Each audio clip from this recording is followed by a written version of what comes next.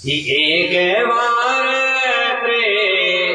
तायोग माही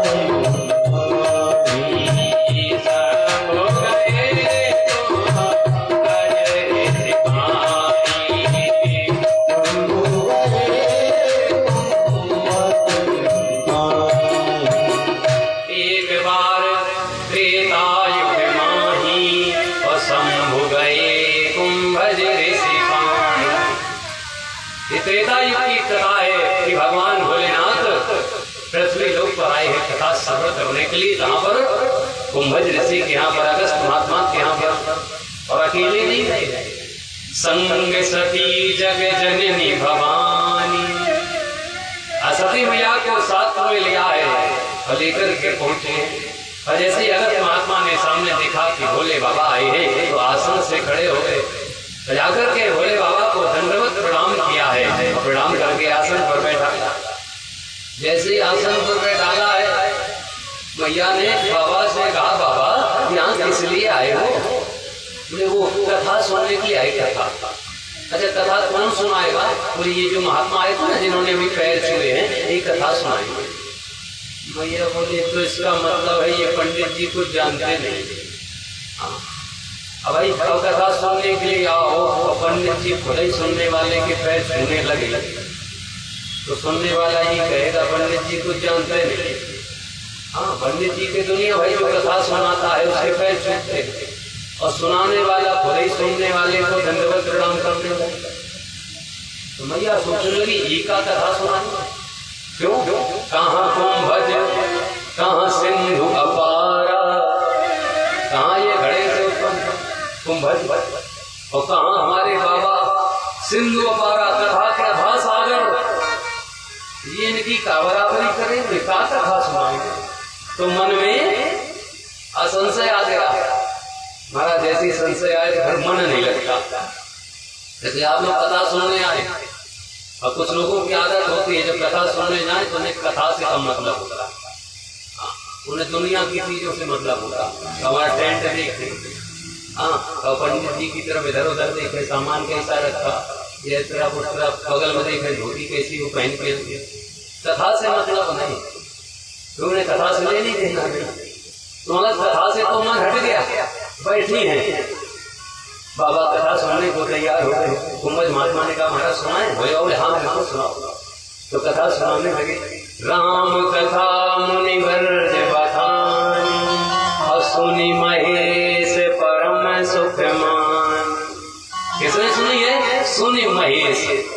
सिर्फ भोले बाबा ने सुनी है, सती ने नहीं सुनी है। सती का नाम नहीं लिखा क्योंकि इनके मन में नहीं है, पहले से खोट आ गया। ये क्या कथा सुनाएंगे?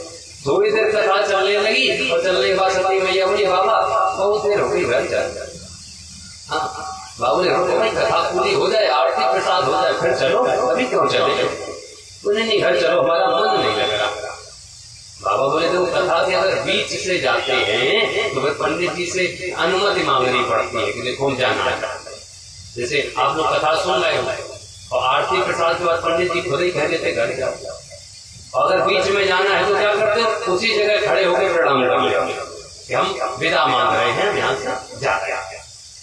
तो बाबा ने कहा कि अगर बीच में जाएंगे तो फिर विदा मांगनी पड़ेगी। भैया बोले तो मांगो ना विदा, हमें जाना है तो हमें जाना है, आप विदा मांगो। तो मांगे विदा, फिर हाँ बिल्कुल बिल्कुल मांगी। जैसे कहा तो बाबा ने विदा मांग ली। कैसे मांगी? मुनि सन विदा मांगते पुरारी, मुनि सन विदा,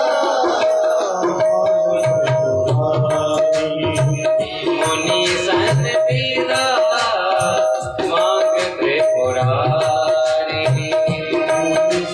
चले पवन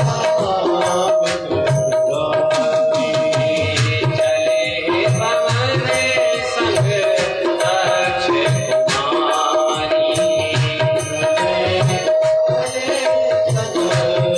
चले पवन संग दक्ष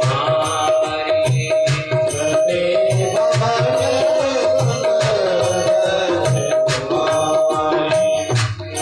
आज मुनि सन विदा मांग त्रिपुरारी और चले भवन संग दक्ष कुमारी। आज दक्ष की कुमारी संबोधित किया है। पहले क्या लिखा था? संग सती जग जननी भवानी। अब क्या लिखा है? चले भवन संग दक्ष कुमारी। मानो तुलसीदास जी भी जानते हैं जो राम का नहीं वो मेरे काम का नहीं। हाँ, कथा सुनने जा रही थी तो लगा था कि भगवान की भक्त है और राम जी की कथा सुने। और जब राम जी की कथा नहीं सुनी तो हमारे ये काम की नहीं। वही है कौन?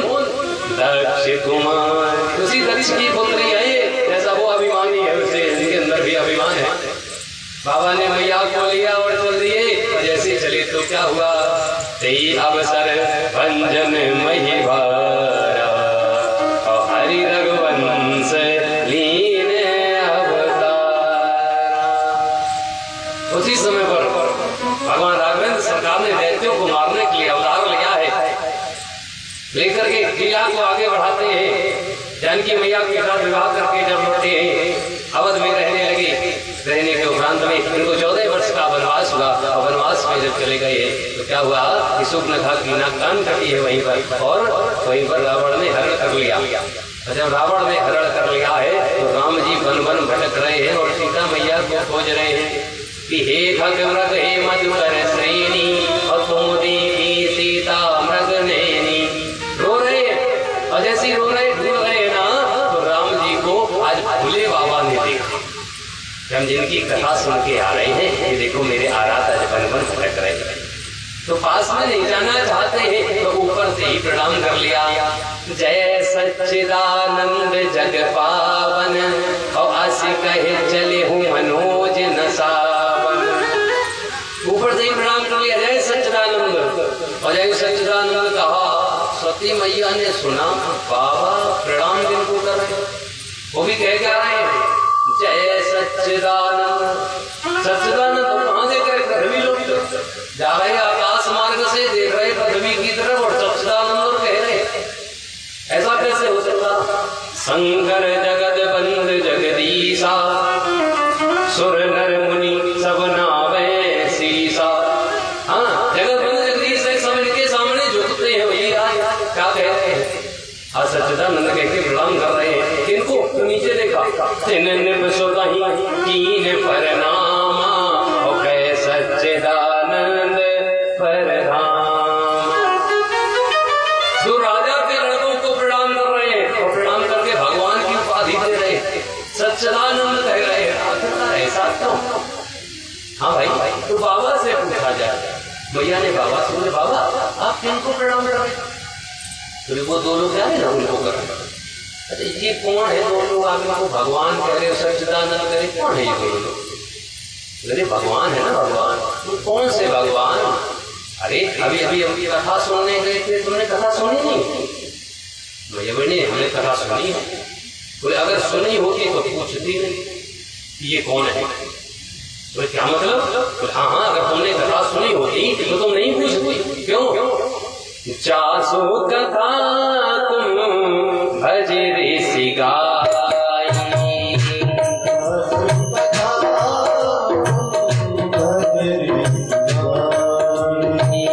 जासो कथा तुम भज ऋषि गाई,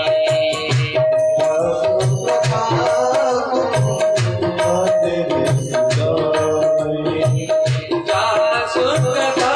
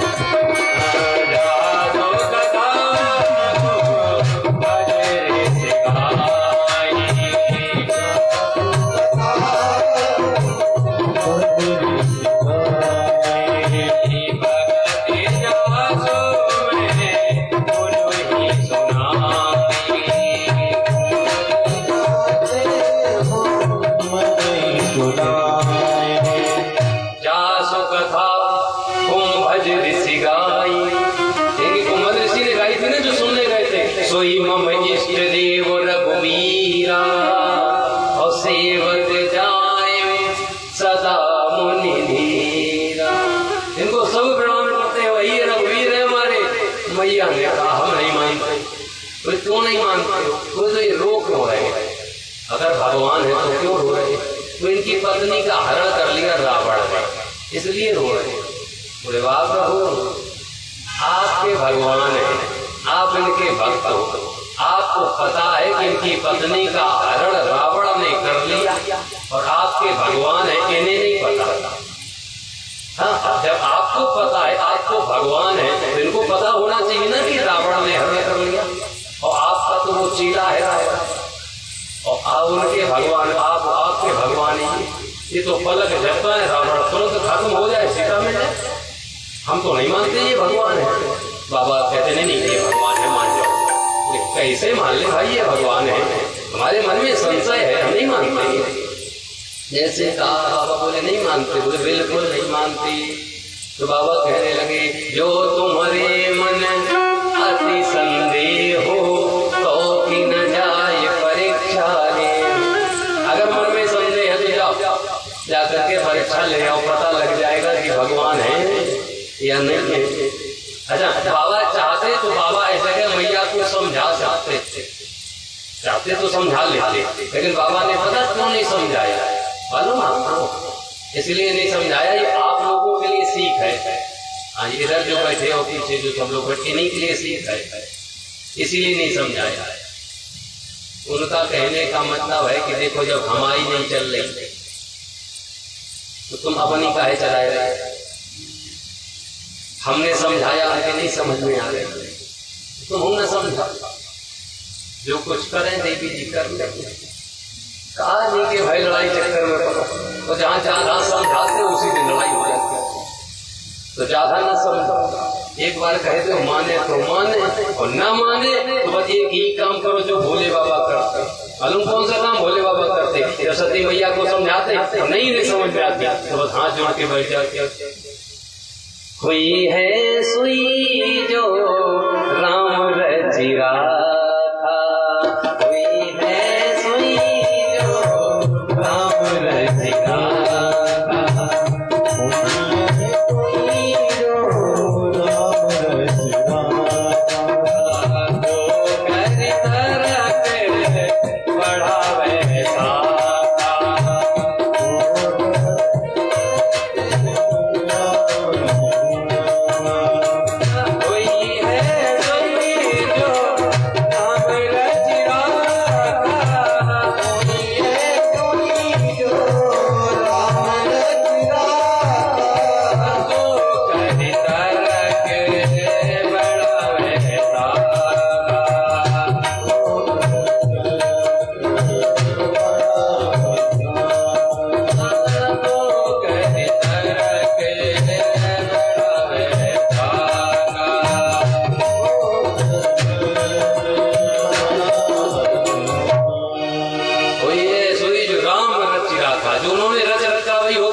तो जैसा एक दो बार समझाओ फिर चुपचाप बैठो। बोले बाबा ने वही कहा, देखो हमने समझाया नहीं माना तो जाओ परीक्षा। जैसे कहा तो मैया जल्दी परीक्षा लेने के लिए, और मैया जब परीक्षा लेने के लिए चली है तो विचार कर रही कि परीक्षा कैसे ले, तो सोचने लगी जिनके लिए रो रहे हैं तो ऐसा करें उन्हीं का भेष धारण कर, तो ये देखेंगे अगर पहचान जाएंगे हम कौन है तो ये भगवान है, नहीं पहचान जाएंगे तो इंसान है। तो क्या किया, पुनी पुनी हृदय विचार कर धर सीता कर रूप। सीता का रूप धारण कर लिया सती ने, और जब सीता का रूप धारण कर लिया तो किया क्या, किया वही जो सती करती। हमने अभी आपको बताया था एक सकल के मिल जाएंगे लेकिन अकल के नहीं मिलेंगे, कहा था। तो सकल तो मिल गई किनकी, सीता। अकल किनकी है, सती की। अच्छा सीता की अकल क्या थी, सीता की अकल ये थी कि सीता कभी राम के आगे नहीं चलती, सीता मैया हमेशा राम जी के पीछे और लखन जी के आगे चली, बीच में चलती। और सती की अकल है, सती को तो नहीं पता कि सीता चलती कहाँ है, ये तो अपनी अकल लगाएंगे ना। सकल तो आ गई, सीता की अकल है सती की, तो किया क्या, कि पुनी पुनी हृदय विचार कर धर सीता कर रूप। आगे हुई चली पंथ तेहि जेहि आवत नर हो। कहाँ चली, आगे, और सीता कहाँ चलती थी, पीछे। चली कहाँ, आगे, क्योंकि बुद्धि किसकी है, सती की। रूप भले ही सीता का है, इन्हें तो पता नहीं हुआ कि चली राम जी उसी रास्ते से जा रहे हो, पीछे से लखन जी जा रहे हैं, राम जी आगे लखन जी पीछे, और सामने सीता दिखी के नहीं। मान के चलो हम आप आगे आगे जा रहे हो, आप आगे हो पीछे हम, और सामने कोई चीज पड़ी है, आपको पहले देखेगी कि हमको, जो आगे होगा उससे पहले देखेगी ना। राम जी आगे लखन जी पीछे, सामने सीता, दिखी के लिए पहले चाहिए राम जी को, क्योंकि राम जी आगे, और दिखी के लिए है लक्ष्मण दिखे उमा व्रत देखा। किसने देखा, लक्ष्मण ने देखा है, राम जी ने नहीं देखा। क्यों, लक्ष्मण है जीव, राम है ब्रह्म, ब्रह्म के सामने माया नहीं टिकती। राम जी देख रहे वो सती है, लक्ष्मण को लगा सीता है, भैया भैया भैया मिल गई, कहाँ वो देखो सामने, और जैसे कहाँ सामने है तो राम जी ने देखा तो राम जी ने भी प्रणाम कर लिया। हाँ भैया सामने हो प्रणाम करो ना। आज दोनों लोगों ने प्रणाम कर लिया, और प्रणाम करके बस में पहुंच गए, और पहुंच करके राम जी ने कह दिया कि कहूँ बहोरी कहाँ बस के तू, और फिर अकेली पे रह गई है। मैया ये बताओ बाबा कहाँ, तुम अकेली कहाँ जा रहे हो। जैसे कहा मैया ने समझा हमें लग रहा है इन्होंने पहचान ली, बेचारी सोच में पड़ गई।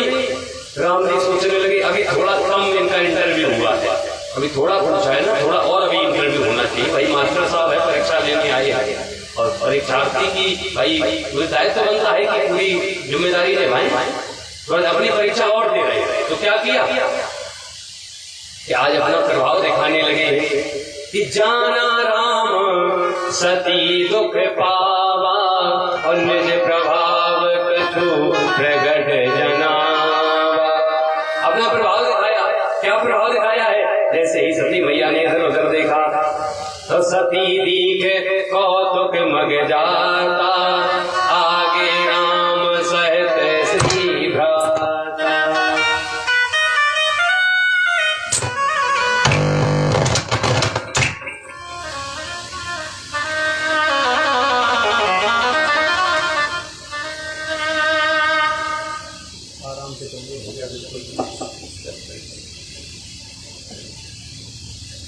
गोविंद भगवान की। आज सती ने देखा आगे राम जी है, जानकी मैया है, लखन लाल है, पीछे देखे पीछे भी जानकी लखन लाल राम जी चारों तरफ दिख रहे हैं। बेचारी परेशान हो गई, चारों तरफ देखने लगी, जब परेशान हो गई तो अपने नेत्र मूंद लिए, और नेत्र मूंद करके वहीं पर बैठ गई। हृदय कंप कछु सुध नाही, और नयन मूंद बैठी मग माई। अरे कांप गया, इनकी परीक्षा लेने के लिए आए हैं जो साक्षात भगवान है। आज ऐसे ही बैठ गई, भगवान ने देखा कि इनकी परीक्षा हो चुकी है और भगवान वहां से चले गए। मैया ने नेत्र खोले तो ना राम जी दिख रहे ना लखन जी दिख रहे हैं, तो क्या किया जाए? महाराज अब तो वही चला जाए। तो भगवान को मन ही मन प्रणाम किया है और प्रणाम करके आज चल दी है जहाँ पर भोले बाबा हैं। तो कहीं समीप महेश तब हंस पूछी कुशलात। कहाँ पहुंची? महेश के पास में। और जैसे ही पहुंची तो भोले बाबा ने हंस के पूछा। हाँ, बेचारी परीक्षा देके आ रही है, वैसे भी फेल हो गई और बाबा हंस के और पूछ रहे कहो हुआ ही। मान के चलो पूरी इधर से निकले और साइकिल से वो गिर पड़े, अब आप उसके पास पहुंचे ना, हंस के पूछना और चोट तो नहीं आई, तो साइकिल बाद में उठाएगा, तुम्हें पहले पटक देगा, या पता लगेगा कि चोट आई कि नहीं आई। बेचारी पहले से किसियानी थी कि हम परीक्षा लेने की फेल हो गए। अब बाबा हंस के और पूछ रहे कि कहीं समीप महेश तब हंस पूछी कुशलात। अलीन परीक्षा कवन विद सत्य कहूँ सब बात। कहो कैसे परीक्षा ली बताओ भाई?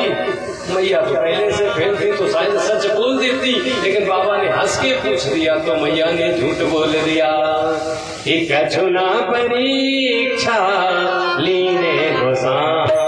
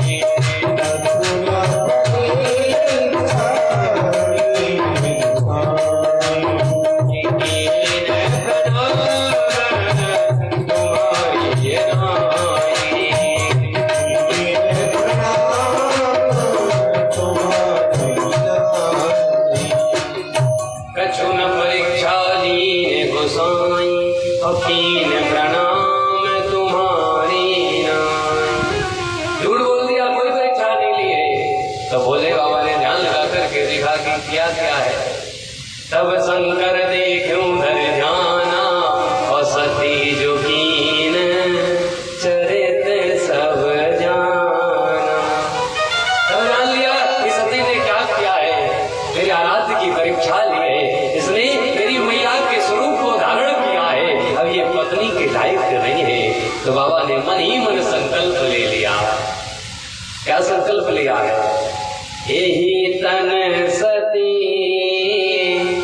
भेंट मोहनाई शिव संकल्प लीन मन माई। बोले बाबा ने संकल्प ले लिया है कि इस तन से हम सती को स्वीकार नहीं करेंगे। यही कारण है कि भोले बाबा ने सती को अपने पिता के हाथ में दिया था। लेकिन मैया क्या नहीं जानती थी?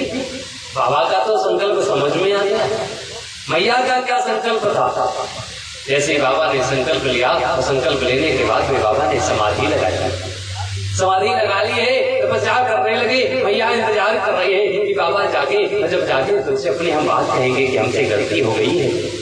मन ही मन विचार करती रहती है और बाबा समाधि लगाए है। और समाधि लगाए बाबा ने 87,000 वर्ष तक समाधि लगाए रहे। 87,000 वर्ष के बाद में भगवान ने समाधि को तोड़ा है कि पीरे संवत सहस 87 और तजी समाधि शंभु अविनाशी। 87,000 वर्ष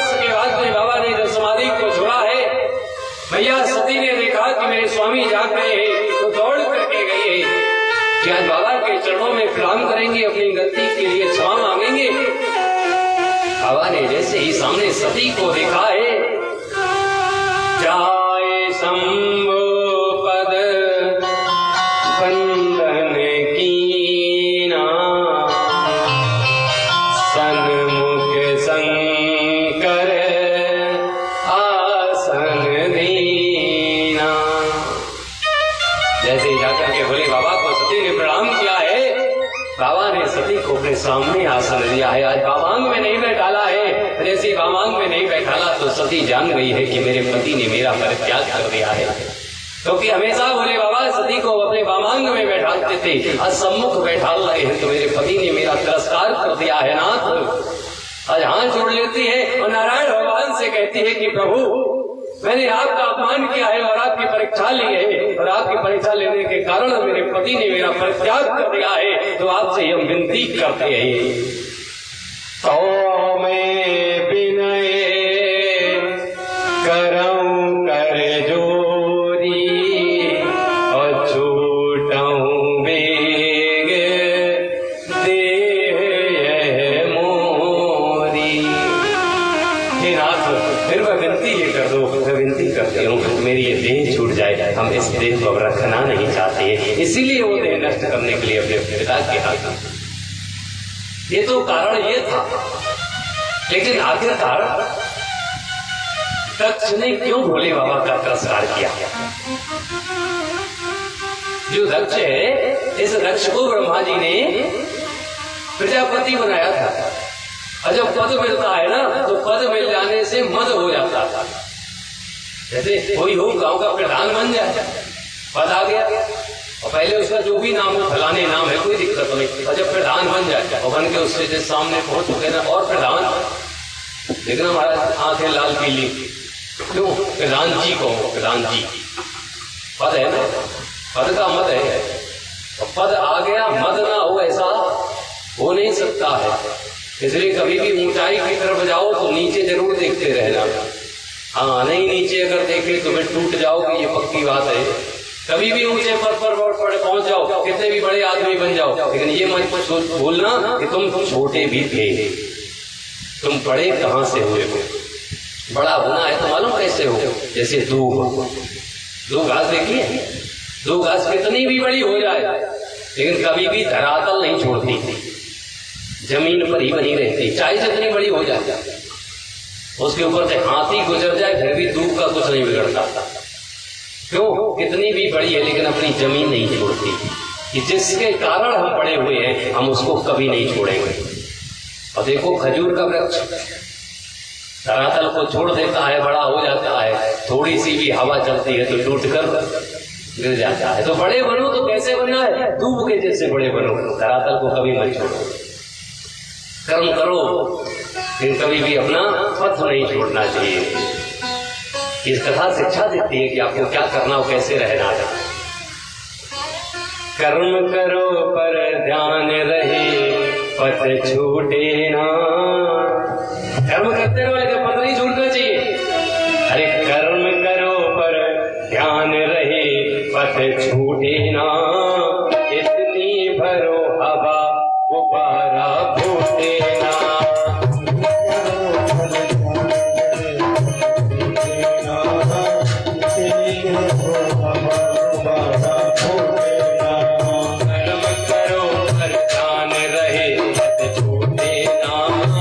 इतनी करो हवा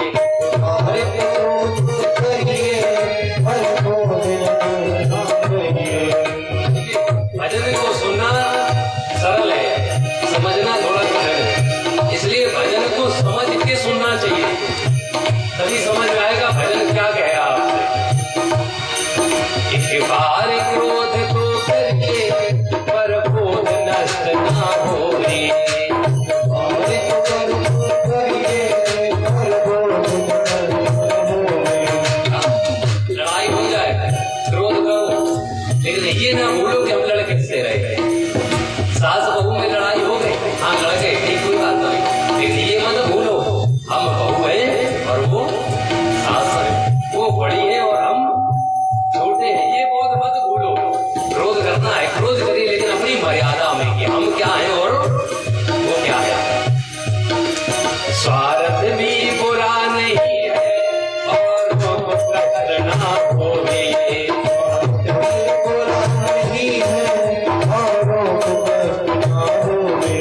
स्वार्थ भी बुरा नहीं है औरों को कष्ट ना होवे,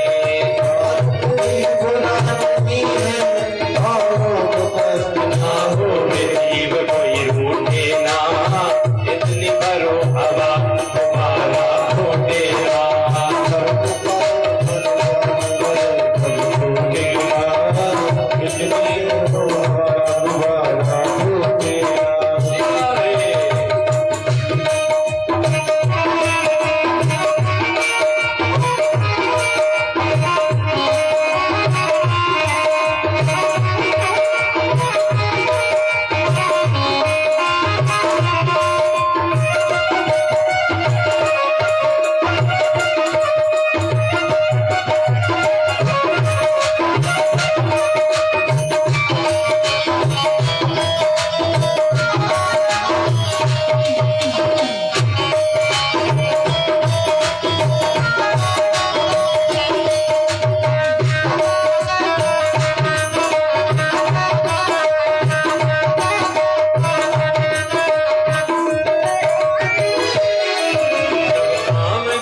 सृष्टि में नर हो ये अकामी कैसे,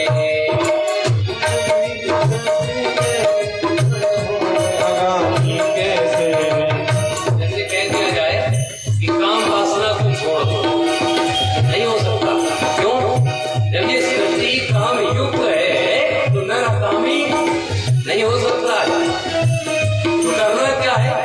हम काम वासना में फंसे हैं तो हमें रहना कैसे चाहिए? जब काम बीज सृष्टि में नर हो ये अकामी कैसे,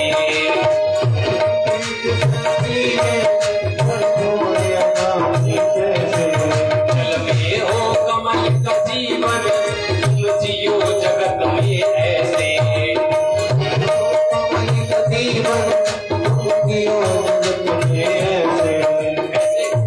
जल में हो कमल का जीवन।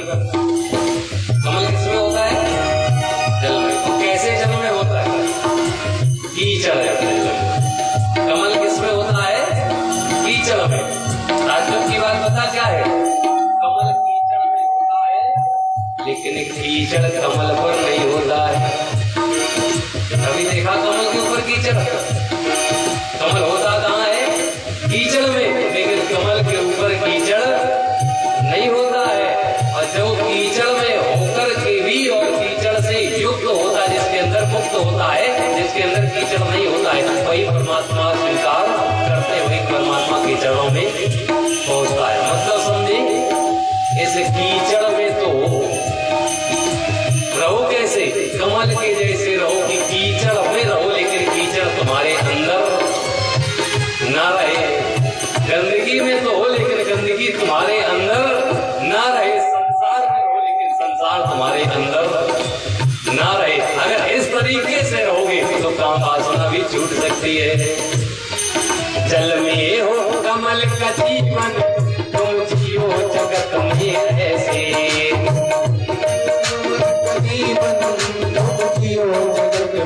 ऐसे काम नहीं लूटे ना, इतनी भरो हवा दोबारा घोटे ना।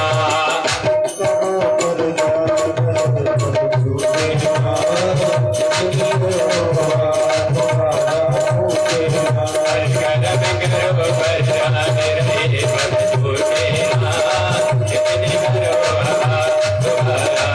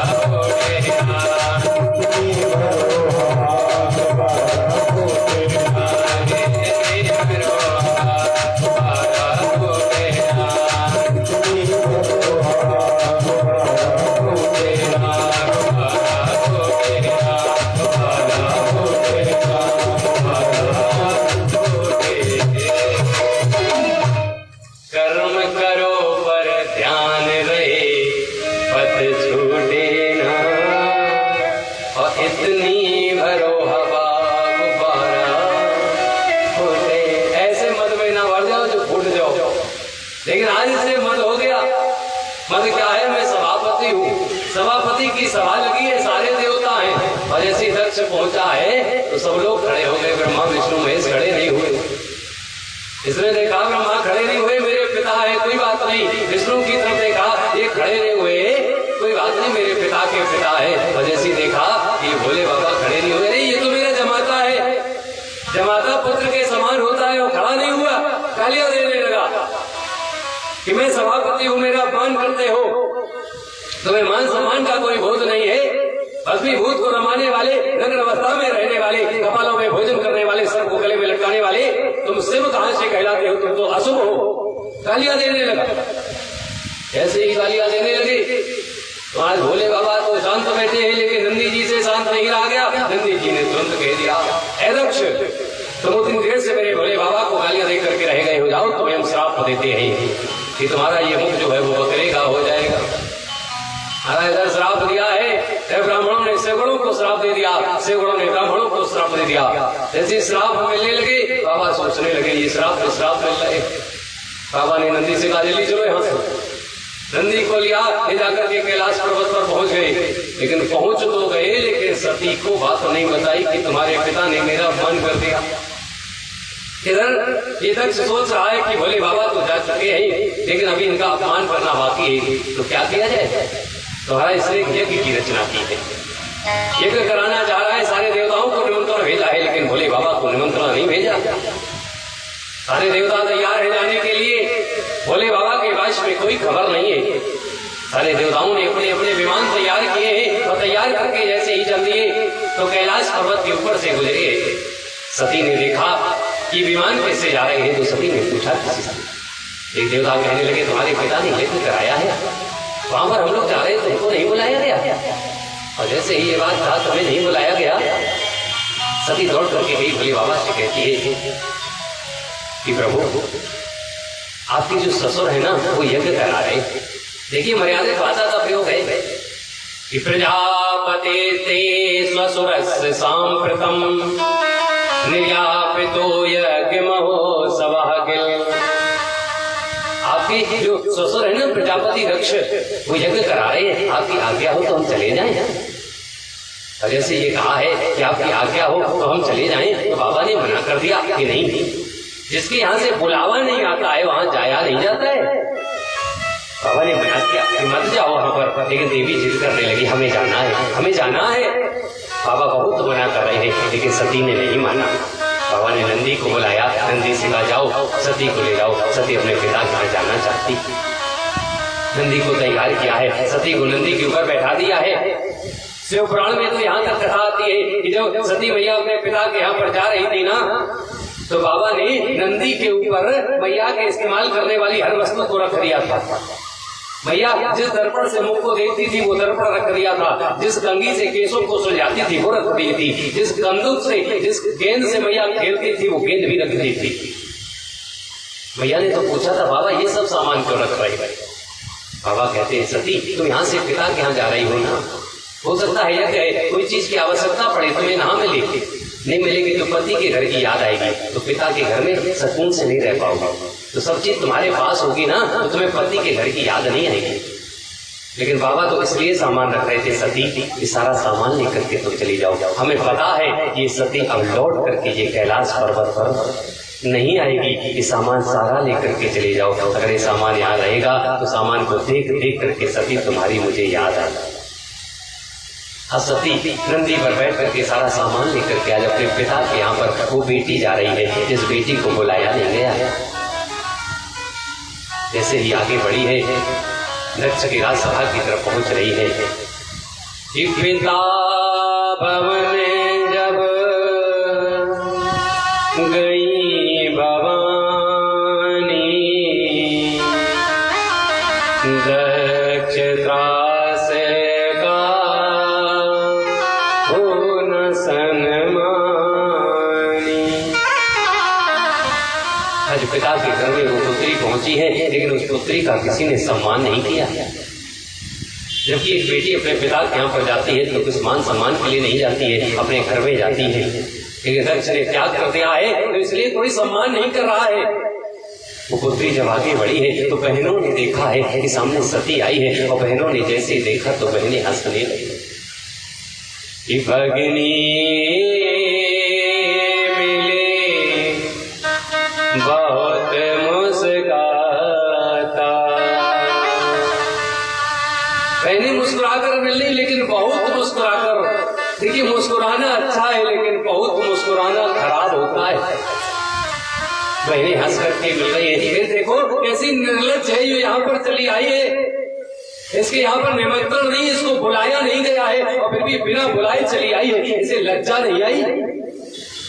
जैसे इसका पति है, उसे मान सम्मान का कोई बोध नहीं है, वैसे ही उसके पास में जाकर के ये निर्लज्ज हो रही है कि जहाँ बुलाया नहीं जाता वहां जाया नहीं जाता, और फिर भी कैसे निर्लज्ज के तरीके यहाँ चली आई।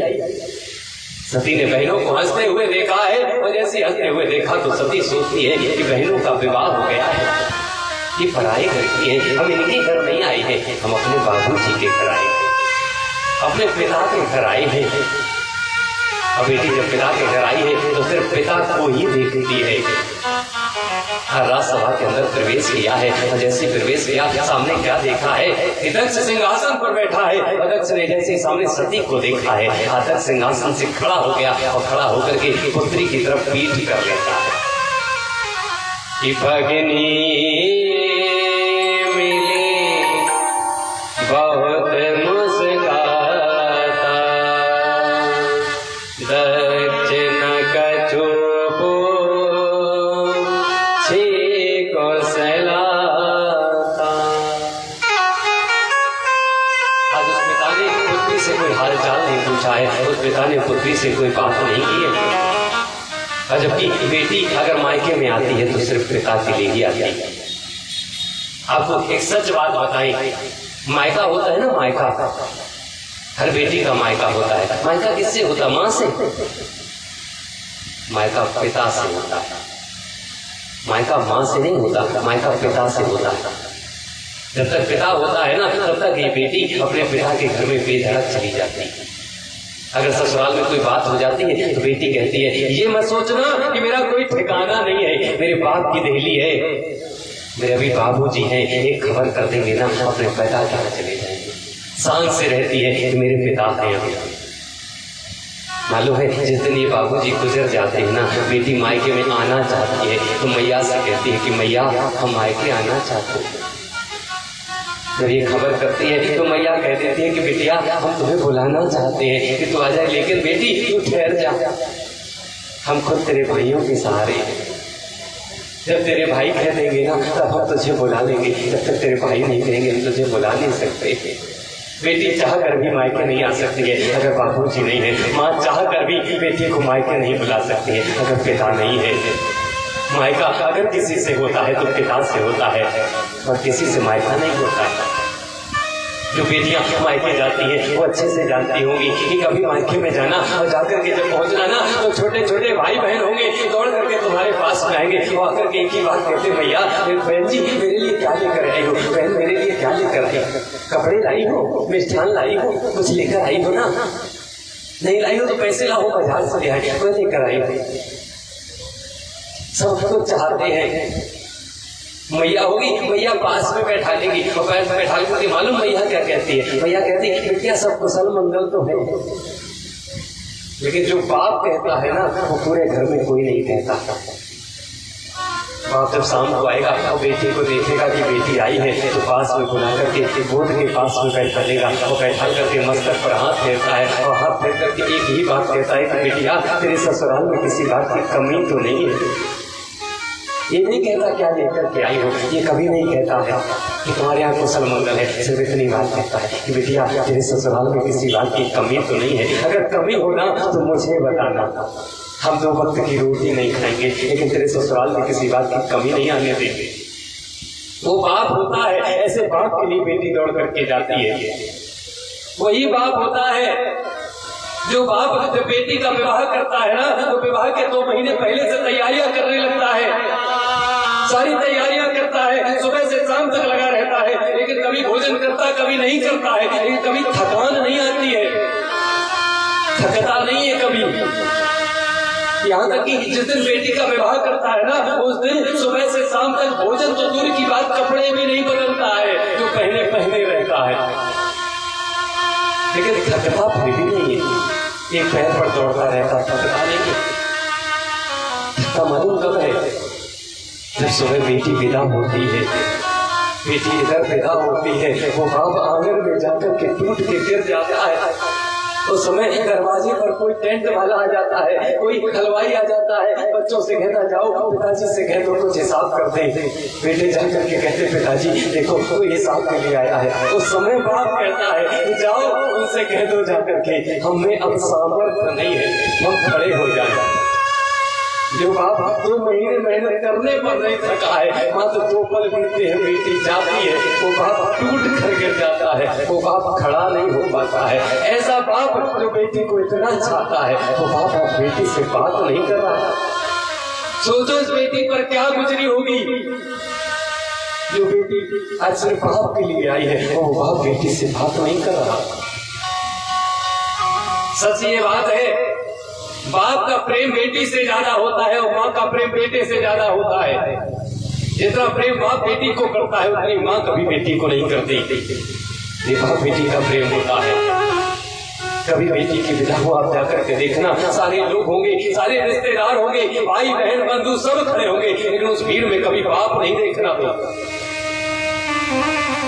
अगर तुम्हें बाप को देखना है तो बाप को देखने के लिए क्या करना, उस घर के किसी कोने में देख लेना, किसी खंबे की आड़ में देख लेना, बेचारा फूट फूट कर रो रहा होगा, लेकिन अपना मुख कभी अपनी पुत्री को नहीं दिखाएगा, अपने अश्रु कभी अपनी पुत्री को नहीं दिखाएगा। क्योंकि अगर अश्रु दिखा दिए तो पुत्री सोचेगी कि मेरे विवाह से मेरे पिता को कष्ट हो रहा है, मेरे विवाह से पिता को इतना कष्ट हुआ है, तो अपने आंसू पी जाता है, लेकिन कभी अपनी पुत्री के जीवन में कष्ट नहीं आने देता। वो बाप होता है। ऐसा बाप पुत्री से बात न करे तो पुत्री पर क्या बीतेगी। जिनके घर में बेटियां हो ना, वो अनुभव करके देखना, छोटी सी बेटी हो, छोटी सी बेटी से दुलार में कह देते हो राजा, छोटी सी बेटी से बेटा कहते हो ना। अरे दूर काहे करे जाए, हम अपनी बिटिया से पता क्या कहते हैं, कभी बेटी नहीं कहते हैं, हमने अपनी बिटिया से खुद ही बेटा कहते हैं। बेटी से बेटा कहते हो, बेटी से राजा कहते हो, बेटी से लाला कह लेते हो। अच्छा कभी अपने बेटे से बिटिया कहा है? कभी बेटे से रानी कहा है? कहा कभी? क्यों नहीं कहा? क्योंकि वो नहीं कहलाता, भगवान नहीं कहलाता। पता भगवान क्यों नहीं कहलाता? भगवान जानता है कि जिस बेटी से बेटा कहते हो, एक दिन अगर ऐसा आया कि बेटे ने अपना फर्ज नहीं निभाया तो ये बेटी बेटे का फर्ज निभा करके दिखा देगी। लेकिन अगर बेटे को जरूरत पड़े तो बेटा कभी बेटी का फर्ज नहीं निभा सकता है, लेकिन बेटी में सामर्थ्य है जो एक बेटी बेटे का फर्ज निभा सकती है। इसलिए मुख से बेटी के लिए बेटा निकल जाता है। और ऐसी बेटी से वो बात नहीं कर रहा। बात मालूम क्यों नहीं किया है? क्योंकि उसके दामाद ने उसका अपमान कर दिया। आप कहते हो बेटी बेटी में फर्क नहीं करते, हम आपको बताते हैं अगर ऐसा करते हो आज से करना बंद कर देना। ये करते हो तो आप बेटी बेटी में फर्क करते हो, ये पक्की बात है।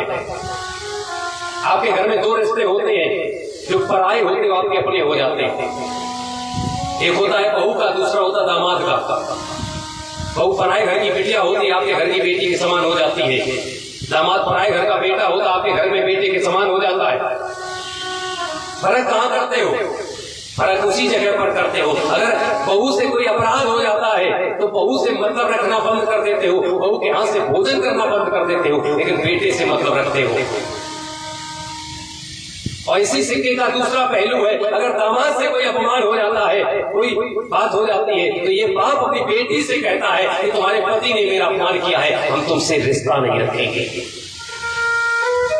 जब बहू की गलती की सजा बेटे को नहीं दे सकते हो तो दामाद की गलती की सजा बेटी को क्यों देते हो?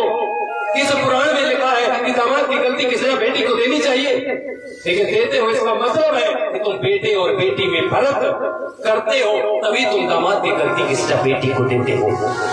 अगर फर्क नहीं करते हो, बहू ने गलती की है तो बेटे को सजा देना शुरू कर दो, तो आपकी बात जायज है कि दामाद की गलती की सजा बेटी को दी जा सकती है। ये नहीं कर सकते हो तो कभी बेटी को सजा मत देना। लेकिन आजकल यही होता है, बेटी का अपमान होता है। बेटी का अपमान जगत में, बेटे का सम्मान जगत में, बेटी का सम्मान नहीं। दुनिया वालों मुझे बता दो, बेटी क्या संतान नहीं। दुनिया वालों मुझे बता दो, बेटी क्या संतान नहीं। दुनिया वालों मुझे बता दो, बेटी क्या संतान नहीं। दुनिया वालों मुझे बता दो, बेटी क्या संतान नहीं। बेटे का सम्मान जगत में, बेटी का सम्मान नहीं। दुनिया वालों मुझे बता दो, बेटी क्या संतान नहीं।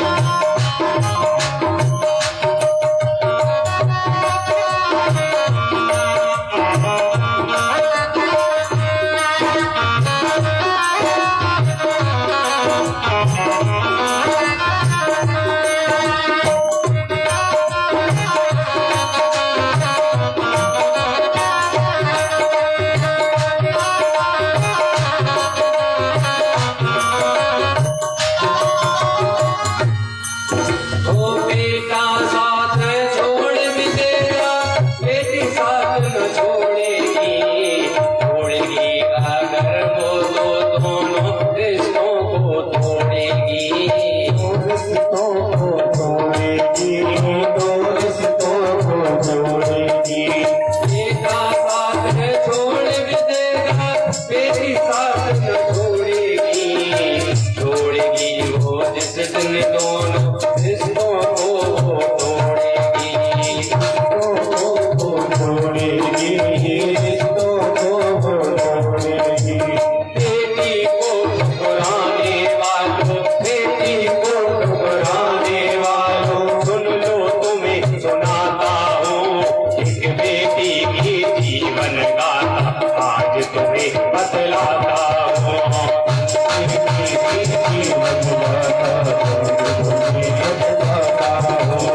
एक बेटी की जीवन गाथा, आज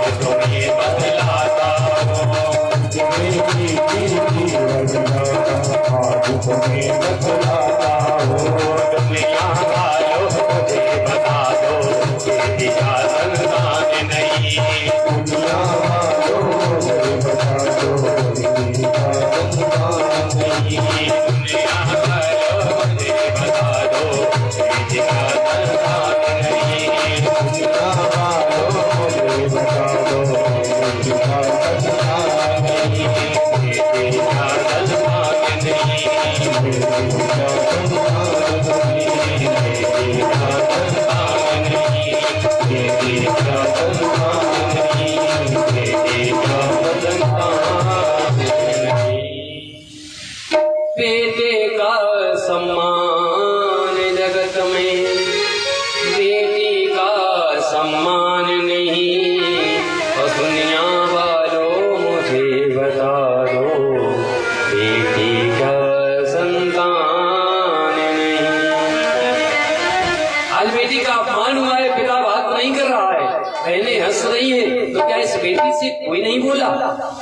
एक लोग कौन है कि भगनी मिली बहुत मुस्काता, सादर भले ही मिली एक माता। आज मैया ने देखा है कि मेरी सती आई है, तो दौड़ करके जाकर के आज कलेजे से लगा लिया, घूट कर रोने लगी, बेटी इस यज्ञ को पूर्ण करने के लिए वह तेरी कमी थी, यहाँ सारी बेटी आई थी, बस तू नहीं थी, बेटी तू आ गई है, यहाँ सब पूर्ण हो जाएगा। सती कहती मैया इस यज्ञ के कारण मेरा पिता मेरा अपमान कर रहा है, पिता मुझसे बात नहीं कर रहा है, मेरे पति को नहीं बुलाया गया है, ऐसा यज्ञशाला तो देखना चाहते हैं, मैया बताओ यज्ञशाला कहाँ है? आज जैसे ये बात कही है, प्रसूति ने यज्ञशाला की तरफ इशारा कर दिया, आज सती यज्ञशाला देखने के लिए गई है, और जैसे अंदर जाकर के क्या देखा है, सती जाए देखूं तब जागा, और कतहु न दीख शंभु कर भागा।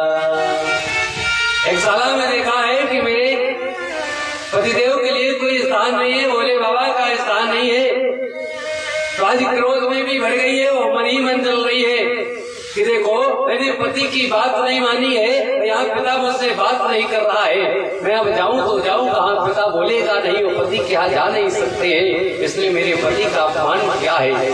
सब लोगों को गालियां देने लगी, जिसने जिसने भोले बाबा के अपमान को देखा है सबको कुछ ना कुछ फल जरूर मिलेगा, ये पिता भी पछताएगा और मुझे भी कुछ ना कुछ भोगना पड़ेगा।